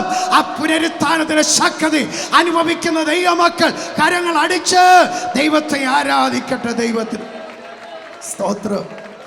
5 വീണ്ടെടുപ്പുകാരനെങ്കിൽ അവൻ സ്വർഗത്തിലേക്ക് കയറിപ്പോയവനായിരിക്കണം. കയറിപ്പോകുമ്പോൾ തൻ്റെ ഭക്ത ശിരോമണികളെ നോക്കിക്കൊണ്ട് പറയണം, താമസമിന മടങ്ങി വരുമെന്ന്. ഞാൻ വിശദീകരിക്കാതെ അറിയാമല്ലോ. ആകെക്കൂടി സ്വർഗത്തിലേക്ക് കടന്നു പോയവനും അപ്പോൾ തന്നെ തൻ്റെ ഭക്ത ശിരോമണികളെ നോക്കി ഞാൻ പോയതുപോലെ മടങ്ങി വരുമെന്ന് അരുളി ചെയ്തിട്ടുള്ള ഒരു പുണ്യ പുരുഷനുണ്ടെങ്കിൽ അവന്റെ പേരത്രേ എൻ്റെ യേശു. അവൻ മാത്രം വീണ്ടെടുപ്പുകാരൻ. കാൽവറി ക്രൂശിൽ കൂടി ഇന്നും ആ രക്തം ഒഴുതിക്കൊണ്ടിരിക്കുകയാണ്. നമ്മൾ ചിന്തിച്ചു വരുന്നത് അടുത്തു വന്ന വീണ്ടെടുപ്പ്. ആ യേശുവിനെ ഹൃദയം കൊണ്ട് രക്ഷകനായി സ്വീകരിക്കുമോ? എൻ്റെ പാപങ്ങൾക്ക് വേണ്ടി യേശു കാൽവറി ക്രൂശിൽ മരിച്ചുവെന്ന് ആരുള്ളുകൊണ്ട് അംഗീകരിക്കുമോ? സ്നേഹിത, നീ ആ വീണ്ടെടുപ്പിൻ്റെ അകലെയല്ല, നീ ആ വീണ്ടെടുപ്പിൻ്റെ അടുത്ത് വന്നു. ദൈവത്തിന് സ്തോത്രം. 1 അടുത്തു വന്ന വീണ്ടെടുപ്പ്, 2 അടുത്തുള്ള വീണ്ടെടുപ്പ്. ദൈവത്തിന് സ്തോത്രം. എഫെസ്യർ 1:7 നാം ഇങ്ങനെ വായിക്കുന്നു, അവന്റെ രക്തത്താൽ അതിക്രമങ്ങളുടെ മോചനമെന്ന വീണ്ടെടുപ്പുണ്ട്. കൊലോസ്യർ 1:14 ഇങ്ങനെ വായിക്കുന്നു, അവന്റെ രക്തത്താൽ പാപമോചനമെന്ന വീണ്ടെടുപ്പുണ്ട്. 1 പത്രോസ് 1:18-19 വാക്യങ്ങളിൽ വ്യർത്ഥവും പിതൃപാരമ്പര്യവുമായ നിങ്ങളുടെ നടപ്പിൽ നിന്ന് നിങ്ങളെ വീണ്ടെടുത്തത് പൊന്നെ വെള്ളി മുതലായ അഴിഞ്ഞു പോകുന്ന വസ്തുക്കളെ കൊണ്ടല്ല, നിർദോഷവും നിഷ്കളങ്കവുമായ പുണ്യാക രക്തത്താൽ, കുഞ്ഞാടിന്റെ പുണ്യാക രക്തത്താൽ അത്രേ നിങ്ങളെ വീണ്ടെടുത്തിരിക്കുന്നത്. പൊന്നും അഴിഞ്ഞു പോകും, വെള്ളിയും അഴിഞ്ഞു പോകും, ഇവിടെയുള്ള സകലതും അഴിഞ്ഞു മാറും. ഇന്ന് പൊന്നിനല്ലേ പിടിച്ചു പറയും? പൊന്നിന് ഇത്രയും വിലയുള്ള ഒരു കാലം, സ്ത്രീകളുടെ ഡിമാൻഡ് ഒത്തിരി വർദ്ധിച്ചിരിക്കുന്ന ഒരു കാലം. കാര്യം അവരണിയുന്ന പൊന്നിന് അത്ര കണ്ട് വിലയാണ്. ഏതെല്ലാം വഴിയിൽ കൂടെയാണ് അത് നഷ്ടമായിക്കൊണ്ടിരിക്കുന്നത്, ഞാൻ വിശദീകരിക്കുന്നില്ല. സ്തോത്രം. ഒരു കാര്യം മനസ്സിലാക്കണം, നീ കഴുത്തിൽ തൂക്കുന്നതും നീ കാതിലണിയുന്നതും നീ കയ്യിലിട്ട് കിളിക്ക് നടക്കുന്ന ഈ പൊന്നുണ്ടല്ലോ, എൻ്റെ കർത്താവ് പറയുന്നു അഴിഞ്ഞു പോകും. ആമേ, വെള്ളിയും അഴിഞ്ഞു പോകും. എന്നാൽ യേശുക്രിസ്തു എന്ന കുഞ്ഞാടിൻ്റെ നിർദോഷവും നിഷ്കളങ്കവുമായ രക്തത്താൽ വീണ്ടെടുപ്പ് പ്രാപിച്ച ദൈവവൈതലേ, നിലനിൽക്കുന്ന ഒന്നുണ്ടെങ്കിൽ അതിൻ്റെ പേരാണ് വീണ്ടെടുപ്പ്. 1 യോഹന്നാൻ 1:7. ആമേൻ, സ്തോത്ര. അവൻ്റെ രക്തത്താൽ അവൻ സകല പാപം പോക്കി അവൻ്റെ രക്തത്താൽ നമ്മെ ശുദ്ധീകരിക്കുന്നു. ഏത് പാപവും കഴുകി വെടിപ്പാക്കാൻ കഴിവുള്ള പ്രാപ്തമായ ഒരൊറ്റയാൻ സൊല്യൂഷൻ ഉണ്ടെങ്കിൽ അതാണ് യേശുവിൻ്റെ രക്തം. ആ പുണ്യാക രക്തം ആമേൻ AD 19-ാം ശതകത്തിൽ, അതേ ഈ കഴിഞ്ഞ 2 നൂറ്റാണ്ടുകൾക്ക് പുറകിൽ AD 19-ാം ശതകത്തിൽ അതേ ഇംഗ്ലണ്ടിനെ അതേ ഉണർവിലേക്ക് നയിക്കുവാൻ ദൈവം കരങ്ങളെടുത്ത അഭിഷക്തന്റെ പേരാണ് ചാൾസ് ഫിന്നി എന്ന് പറയുന്നത്. ഇതുപോലൊരു വേദിയിൽ നിന്നുകൊണ്ട് ചാൾസ് ഫിന്നി ഇപ്രകാരം പ്രസംഗിച്ചു, അവന്റെ പുത്രനായ യേശുവിന്റെ രക്തം സകല സകല പാപം പോക്കി ശുദ്ധീകരിക്കുന്നു. തൻ്റെ മെസ്സേജ് അതായിരുന്നു. 1.5 മണിക്കൂർ ആ മെസ്സേജ് സംസാരിച്ചു കൊണ്ടിരിക്കുമ്പോൾ മദ്യപനായ ഒരു വ്യക്തി അതേ കണ്ണുകൾ ചുമന്ന് അതേ പ്രാകൃത വേഷത്തില് ആ പുറകിൽ നിന്ന് ആ പ്രസംഗം അതേ ശ്രദ്ധയോടെ കേട്ടു. ആ ദൈവദാസൻ പ്രസംഗം നിർത്തി സ്റ്റേജിൽ നിന്ന് ഇറങ്ങി വരുമ്പോൾ ഈ മനുഷ്യൻ മുമ്പോട്ട് വന്നിട്ട് ഇങ്ങനെ പറഞ്ഞു, നിങ്ങൾ എൻ്റെ ഭവനത്തിലൊന്ന് വരാമോ എന്ന്. ഇദ്ദേഹം മദ്യപാനിയാണ്, കൊടിയ മദ്യപാനി, നിൽക്കാൻ പോലും പ്രാപ്തിയില്ല. കണ്ണുകൾ ചുവപ്പിച്ച് പ്രാകൃത വേഷത്തില് വന്നിന്നുകൊണ്ട് പറയുന്നു, നിങ്ങൾക്ക് എൻ്റെ വീട്ടിലേക്കൊന്ന് വരാൻ പറ്റുമോ? ആമേൻ. ദൈവദാസൻ പറഞ്ഞു, നിങ്ങളുടെ വീട് അടുത്താണെങ്കിൽ ഞാൻ വരാം. ആ ദൈവദാസനെ സ്നേഹിക്കുന്നവർ പറഞ്ഞു, പോകരുത്, ഇവൻ വെറും മദ്യപാനിയല്ല, ഇവനൊരു കൊലപാതകനാണ്, അനേകരെ കൊന്നു കൊലപിടിച്ചിട്ടുള്ള വ്യക്തിയാണ്, പോകരുത്. ചാൾസ് ഫിന്നി പറഞ്ഞു, അല്ല, ഞാൻ പോകാൻ മനസ്സ് വെച്ചു, ഞാൻ അവനോട് പറഞ്ഞു ചെല്ലുമെന്ന്, ഞാൻ പോകും. ആ കർത്താവിൻ്റെ ദാസന് ആമേ ഒന്നും വകവെക്കാതെ ചാകുന്നെങ്കിൽ ചാകട്ടെ എന്ന് വെച്ച് ആ വ്യക്തിയുടെ ഭവനത്തിൽ ചെന്നു. ഈ വ്യക്തി ആ ദൈവദാസനെ സ്വീകരിച്ച് മുൻപോട്ട് കൊണ്ടുവന്നു. അതെ, തൻ്റെ മുറിയിലേക്ക് ക്ഷണിച്ചു. തൻ്റെ മുറിയിൽ കടന്നു വരുമ്പോൾ ആമേ തനി ചുറ്റുമുള്ള അലമാര അതെ ചൂണ്ടിക്കാണിച്ചു. അലമാര നിറച്ചും മദ്യക്കുപ്പികൾ, മറ്റൊരു ഭാഗത്ത് ഒഴിഞ്ഞ മദ്യക്കുപ്പികൾ. അതെ, ദൈവദാസനെ ചൂണ്ടിക്കൊണ്ട് ഇദ്ദേഹം ചോദിച്ചു, അല്ലയോ ദൈവദാസനെ, ഈ ഒഴിഞ്ഞ മദ്യക്കുപ്പികളെല്ലാം അത് ഞാൻ കുടിച്ച് അവശേഷിപ്പിച്ച മദ്യക്കുപ്പികളാ. ദാണ്ടി ഈ നിറഞ്ഞ മദ്യക്കുപ്പികൾ ഉണ്ടല്ലോ, അതെനിക്ക് ഇനിയും കുടിക്കുവാൻ വേണ്ടിയുള്ളതാ. ഇത്ര നീചനായ ആമെ തികഞ്ഞ ഒരു മദ്യപാനിയുടെ ആ പാപത്തെ യേശുവിൻ്റെ രക്തത്തിന് കഴുകി അതെ ശുദ്ധീകരിപ്പാൻ കഴിയുമോ?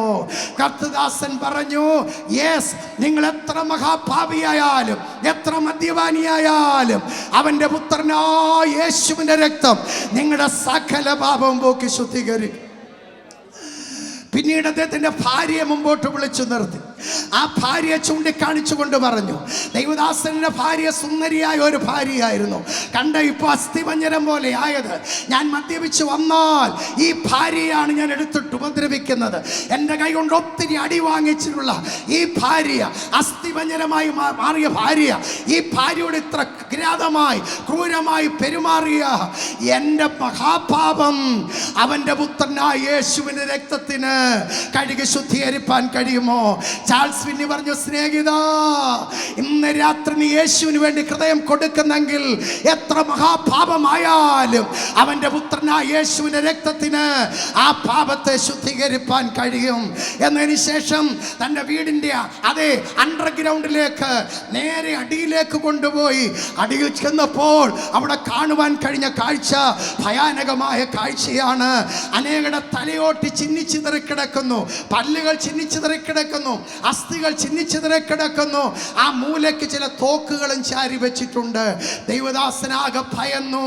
ഈ ആമെ അണ്ടർഗ്രൗണ്ടിൽ കൊണ്ടുവന്ന് അവിടെ തന്നെ വെടിവെച്ച് കൊല്ലാനുള്ള പദ്ധതിയാണോ? അല്ല, അതിനുവേണ്ടി അല്ല കൊണ്ടുവന്നത്. ഈ മനുഷ്യൻ ആ തോക്കും ചൂണ്ടി കാണിച്ചുകൊണ്ട് പറഞ്ഞു, അല്ലയോ ദൈവദാസനെ, ഞാൻ ഈ തോക്ക് ഉപയോഗിച്ച് അനേകരെ കൊല്ലുവാനിടയായി. അങ്ങനെ കൊന്ന പലരുടെയും തലയോട്ടികളും അസ്ഥി കഷ്ണങ്ങളുമാ കിടക്കുന്നത്. ഇത്ര മാരകമായ, ഇത്ര ഹീനമായ മഹാപാപം ചെയ്ത എന്നെ, എൻ്റെ പാപത്തെ അവൻ്റെ പുത്രനായ യേശുവിൻ്റെ രക്തത്തിന് കഴുകി ശുദ്ധീകരിപ്പാൻ കഴിയുമോ? ചാൾസ് ഫിന്നി പറഞ്ഞു, ഇന്ന് ഈ നിമിഷം നീ യേശുവിനെ സ്വന്തം രക്ഷകനും കർത്താവുമായി സ്വീകരിക്കുന്നുവെങ്കിൽ, നീ ഒരു പാപിയാണെന്ന് സമ്മതിക്കുന്നുവെങ്കിൽ, നിശ്ചയമായും യേശുവിൻ്റെ രക്തം നീ ചെയ്ത സകല പാപവും കഴുകി ശുദ്ധീകരിക്കും. അവിടെ മുട്ടുമടക്കി ഈ മദ്യപാനി അവിടെ മുട്ടുമടക്കി എന്നിട്ട് പറഞ്ഞു, യേശുവേ, ഞാൻ ചെയ്തു പോയ പാപങ്ങളെ നീ എന്നോട് പൊറുക്കണമേ. നിന്നെ ഞാൻ എൻ്റെ രക്ഷകനായി ഇതാ ഞാൻ സ്വീകരിക്കുന്നു. സംഭവിച്ചത് പറയട്ടെ ദൈവമക്കളെ, പിൽക്കാലത്ത് ചാൾസ് ഫിന്നിയേക്കാൾ അതിശക്തനായ ഒരു ഉണർവ് പ്രഭാഷകനായി ദൈവം ഈ വ്യക്തിയെ രൂപാന്തരപ്പെടുത്തി പുറത്തു കൊണ്ടുവന്നു. ഇന്ന് രാത്രി ദൈവാത്മാവിൽ പറയട്ടെ, പറയട്ടെ, ഈ പരിസര പ്രദേശത്ത് നിന്ന് ചിലർ പുറത്തു വരുവാനുണ്ട്. ചില മിഷണറിമാരായി ദേശമെമ്പാടും അറിയപ്പെടുന്ന ചില മിഷണറിമാരായി പുറത്തു കൊണ്ടുവരുവാൻ എൻ്റെ ദൈവത്തിന് പദ്ധതിയുണ്ട്. സ്നേഹിത, എത്ര വലിയ മദ്യപാനിയായാലും ഈ രാത്രി അവന്റെ പുത്രനായ യേശുവിന്റെ രക്തം സകല പാപവും പോക്കി നിന്നെ ശുദ്ധീകരിപ്പാൻ മതിയായതാ. യേശുവിലേക്ക് കടന്നു വരിക. നിന്റെ അടുക്കൽ ഈ വീണ്ടെടുപ്പുണ്ട്. ഒറ്റ വാക്ക് നീ സമ്മതിച്ചാൽ മതി. കർത്താവേ, ഞാനൊരു പാപിയാ, എൻ്റെ പാപങ്ങളെ ക്ഷമിക്കണമേ, അങ്ങയുടെ ചങ്കിലെ ചോരയാൽ കഴുകി എന്നെ വെടിപ്പാക്കണമെന്ന് നീ സമ്മതിക്കുന്നുവെങ്കിൽ ഈ നിമിഷം നിനക്ക് വീണ്ടെടുപ്പ് ലഭിച്ചു. ആ വീണ്ടെടുപ്പ് നിന്റെ അടുക്കൽ ഇപ്പോഴുണ്ട്.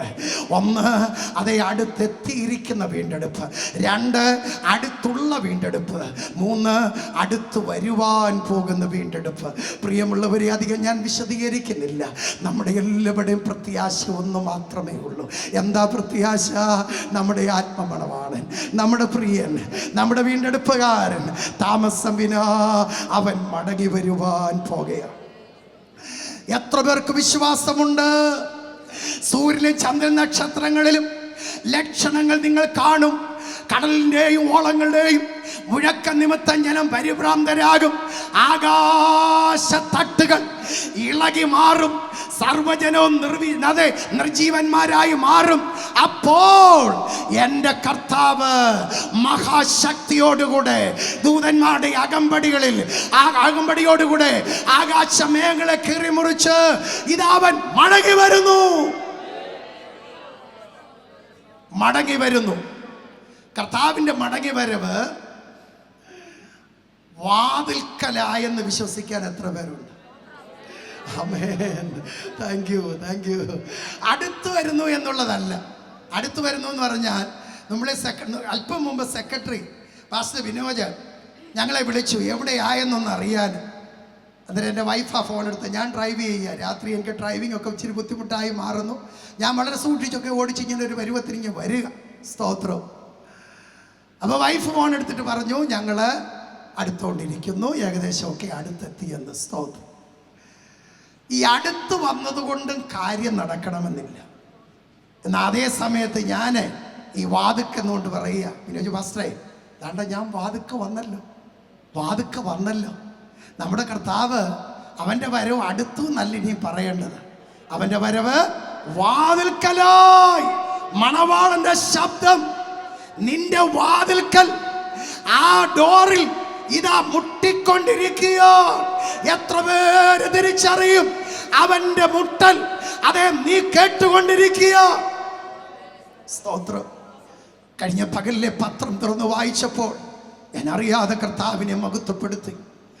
ആമേൻ. ഏതാണ്ട് 23 ദശലക്ഷം ജനങ്ങളുടെ സഭാപിതാവായിരിക്കുന്ന അതേ മാർപ്പാപ്പ ലിയോ, അദ്ദേഹം ഇപ്പൊ തുർക്കി സന്ദർശിച്ചു കൊണ്ടിരിക്കുക.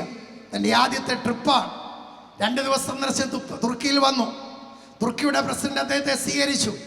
അദ്ദേഹം പറഞ്ഞ ആദ്യത്തെ പ്രസ്താവന 3-ാം ലോകമഹായുദ്ധം ആരംഭിച്ച് കഴിഞ്ഞു എന്ന്. 3-ാം ലോകമഹായുദ്ധം ആരംഭിച്ച് കഴിഞ്ഞു.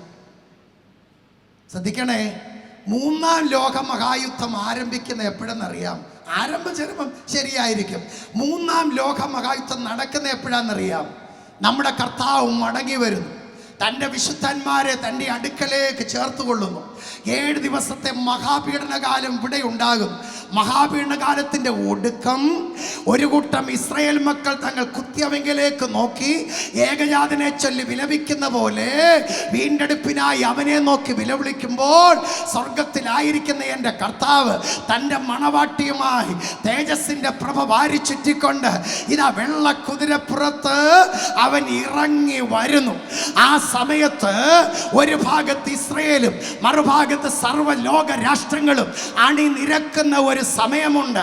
അന്ന് നടക്കുന്ന ഒരു മഹായുദ്ധം, അന്ന് നടക്കുന്ന മഹായുദ്ധം ബൈബിൾ പറയുന്നു ഹർമഗദോൻ യുദ്ധം. ആമേൻ. എന്നാൽ അതത്രേ മൂന്നാം ലോകമഹായുദ്ധം. മൂന്നാം ലോകമഹായുദ്ധം ഇവിടെ നടക്കുന്നതിന് മുമ്പ് 7 വർഷത്തെ മഹാപീഡനകാലം, അതിനു മുമ്പ് നാം പ്രിയം വച്ചിരിക്കുന്ന കർത്താവിൻ്റെ മടങ്ങിവരവും തിരുസഭയുടെ അത് ചേർക്കലും നടക്കണം. എത്ര പേർക്ക് മനസ്സിലായി? അങ്ങനെയുണ്ടെങ്കിൽ പറ, ഇനിയും കർത്താവ് വരാൻ ഒരു 10-15 വർഷം കൂടി ഉണ്ട് എന്നാരും കരുതരുത്. അവൻ്റെ വരവ് വാതിൽക്കലായി, അവൻ്റെ വരവ് വാതിൽക്കലായി. ഇന്ന് രാത്രി എത്ര പേർ ദൈവത്തെ സ്തുതിച്ചു പറയും? അവൻ്റെ വരവ് വാതിൽക്കലായി, വാതിൽക്കലായി. ഒത്തിരി അടയാളങ്ങളും ലക്ഷണങ്ങളും പറയാനുണ്ടെങ്കിൽ 2 കാര്യം ഞാൻ പറഞ്ഞങ്ങ് നിർത്തിക്കോളാം. ഒന്ന്, അവൻ്റെ വരവിൻ്റെ പ്രത്യക്ഷ ലക്ഷണമാണ് ഇന്ന് നാം അനുഭവിക്കേണ്ടി വരുന്ന ഈ പകർച്ചവ്യാധി. എൻ്റെ ദൈവമക്കളെ, ഓരോ സമയം ഏതെല്ലാം നിലകളിലുള്ള പകർച്ചവ്യാധികളാണ് വരുന്നത്. എന്തു തൊട്ടാലും അതിനെ ചൊല്ലി പനിയാണ്. നമ്മൾ വാങ്ങിക്കഴിക്കുന്ന തക്കാളി, അയ്യോ അതും വാങ്ങിക്കാൻ പേടിയാ. തക്കാളിപ്പനി, എലിപ്പനി, പൂച്ചപ്പനി, പാറ്റാപ്പനി, മൂട്ടപ്പനി, സർവത്ര പനി. ഇപ്പൊ വന്നിരിക്കുന്നു മസ്തിഷ്ക ജ്വരം. വന്നാൽ 3 ദിവസം പോലും ജീവിച്ചിരിക്കുന്നില്ല, ആള് പോകുക. പറയട്ടെ, കൊറോണ വന്നിട്ട് അതിൻ്റെ പിടിയിൽ നമ്മൾ ഇതുവരെ രക്ഷപ്പെട്ടിട്ടില്ല. ഇപ്പോഴും ലാഞ്ചനയുണ്ട്. പലരും കൊറോണ ആയാൽ ബാധിതരായി മാറുന്നു. എങ്ങനെയോ തമ്പുരാന്റെ കൃപ കൊണ്ട് മരിക്കുന്നില്ല എന്ന് മാത്രമേ ഉള്ളൂ. എത്ര ദൈവമക്കൾ തിരിച്ചറിയും? ആകെക്കൂടി 2.5 വർഷം നിലനിന്ന കൊറോണ നിമിത്തം നമ്മുടെ ഈ ഭാരതത്തിൽ 140 കോടി ജനമുള്ള ഭാരതത്തിൽ നിന്ന് 25 ലക്ഷം ജനത്തെ ഈ മഹാരോഗം, ഈ പാൻഡമിക്, ഈ മഹാദുരന്തം വേട്ടയാടിയെങ്കിൽ ഞാനും നിങ്ങളും ജീവനോടായിരിക്കുന്നത് നമ്മുടെ കഴിവുകൊണ്ടല്ല എന്ന് ഇന്ന് രാത്രി തിരിച്ചറിയണം. നമ്മുടെ കണ്ണിന് മുമ്പിൽ കൂടെ അല്ലേ ആംബുലൻസ് ചീറിപ്പാഞ്ഞു പോയത്? നമ്മൾ കണ്ടതല്ലേ അവിടെ ക്വാറന്റൈൻ അതേ പ്രഖ്യാപിച്ചത്? നമ്മൾ കണ്ടതല്ലേ പലരും അവർ ഡെഡ് ബോഡി പരസ്യമായി അതും ആഴത്തിൽ കുഴിയില് വലിച്ചിടുന്നത്? നമ്മൾ കണ്ടതല്ലേ പ്രിയമുള്ളവരെ? നമ്മുടെ സ്വന്തം മിത്രത്തെ പോലും അടുത്ത് എന്നൊന്ന് കാണുവാൻ കഴിയാതെ, ഒരു അന്ത്യചുംബനം കൊടുക്കാൻ കഴിയാതെ അവരെയൊക്കെ അവർ ഡെഡ് ബോഡി വലിച്ച് അതേ കാനയിൽ കുഴിയിൽ തട്ടുമ്പോൾ നമ്മൾ കണ്ടതല്ലേ? മാറിയെന്ന് പറഞ്ഞതല്ലേ? കർത്താവേ, ഇനി എപ്പോഴാ എനിക്ക് ആംബുലൻസ് വരുന്നത്? ഇനി എപ്പോഴാ എൻ്റെ സ്ഥിതി ഇങ്ങനെ ആകുന്നത്? ഇന്ന് രാത്രി കണ്ണുകൾ നിറഞ്ഞുകൊണ്ട് പറ, എന്നെ ജീവനോടെ നിർത്തിയിരിക്കുന്നത് എൻ്റെ ദൈവത്തിൻ്റെ കൃപയാ. അടിച്ചു പൊളിച്ച് ജീവിക്കാനല്ല സ്നേഹിത, ഇനിയും മട്ടുപ്പാവ് പണിത് ഒരു മട്ടിൽ ജീവിക്കാനല്ല സ്നേഹിത. ഇനിയുള്ള സമയം യേശുവിനായി, ഇനിയുള്ള സമയം യേശുവിനായി. അവനെ ആരാധിപ്പാൻ എത്ര പേരുണ്ട്? അവന് വേണ്ടി ഇറങ്ങി വരുവാൻ എത്ര പേരുണ്ട്? അവനെ വേല ചെയ്യുവാൻ എത്ര പേരുണ്ട്? പക്ഷെ ഇന്നും വലിയ മാറ്റമൊന്നും കാണുന്നില്ല കേട്ടോ. ഇന്നും പലർക്കും ഓൺലൈൻ വർഷിപ്പാ താല്പര്യം. ഞായറാഴ്ച സഭായത്തിനൊക്കെ വരുന്ന വലിയ മടിയാ. വീട്ടിൽ കുത്തിയിരുന്ന് ഓൺലൈൻ അറ്റൻഡ് ചെയ്താൽ മതിയല്ലേ, മുണ്ടും തുണിയൊന്നും അന്വേഷിക്കണ്ട. അന്വേഷിക്കണ്ട, മറ്റേത് മുണ്ടും തുണിയൊക്കെ അന്വേഷിച്ച് നോക്കും. കിടന്നുകൊണ്ട് ഓൺലൈൻ വർഷിപ്പാ. എന്തോ ആണോ എനിക്കറിയത്തില്ല ദൈവം. പിന്നെ സ്തോത്രാഴ്ച വരുമ്പോൾ ഒരു ബുദ്ധിമുട്ടും ഇല്ല. വണ്ടി ഓടിച്ചിട്ട് വരികയും വേണ്ട. ഓൺലൈൻ വർഷിപ്പ് അതല്ല ദൈവസഭ കേട്ടോ. ദൈവസഭ അതല്ല, കർത്താവ് നട്ട സഭ അതല്ല, ഓൺലൈൻ സഭയല്ല. സ്തോത്രം. ഓൺലൈൻ ഇരുന്നോട്ടെ, അത് ഞാൻ മോശമെന്നല്ല പറയുന്നത്. കഴിവുണ്ടെങ്കിൽ, അല്പസ്വല്പം ജീവൻ ഇതിനകത്ത് ശേഷിക്കുന്നെങ്കിൽ, ഞാൻ അടുത്തത് പറയുമ്പോൾ തെറ്റിദ്ധരിക്കരുത്, ഇഴഞ്ഞായാലും സഭായോഗത്തിൽ വന്നിരുന്ന് ദൈവജനത്തോടു കൂടെ ചേർന്ന് ദൈവത്തെ ആരാധിക്കുന്നതാ അതാരാധന. ആമേൻ. എൻ്റെ കൂടെ എല്ലാവരും ഉണ്ട്. Thank you. അതാരാധന. അതിന് സ്തോത്രാഴ്ച ചിലവാകുമെന്ന് നീ വിചാരിക്കേണ്ട കാര്യമില്ല. വണ്ടി ഓടി പെട്രോൾ ചിലവാകുമെന്ന് വിചാരിക്കേണ്ട കാര്യമില്ല. നീ ഒരാരാധന ആരാധിച്ചിറങ്ങിപ്പോകുമ്പോൾ നിനക്ക് വിടുതല, നിന്റെ തലമുറയ്ക്ക് വിടുതല. നാളെ തലമുറ വേദപുസ്തകം എടുക്കണമെങ്കിൽ നീ ഇറങ്ങി വാ. ഈ പകർച്ചവ്യാധികൾ 25 ലക്ഷം ജനത്തെയാണ് നമ്മുടെ രാജ്യത്ത് നിന്ന് കൊണ്ടുപോയത്. ഈ പകർച്ചവ്യാധി നമ്മുടെ കൊച്ചു കേരളത്തിൽ 3.6 കോടി ജനമാ ഉള്ളത്.